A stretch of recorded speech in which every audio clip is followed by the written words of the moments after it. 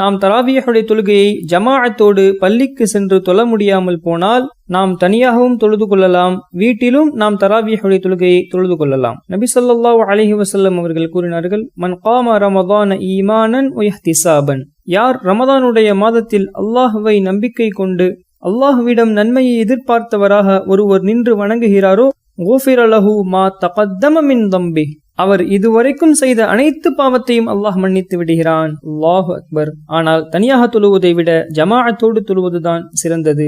ஏன்?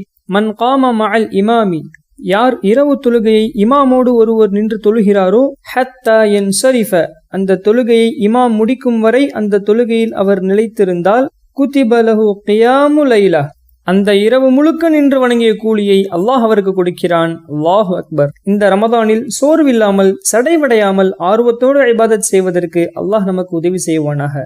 ஆமீன்.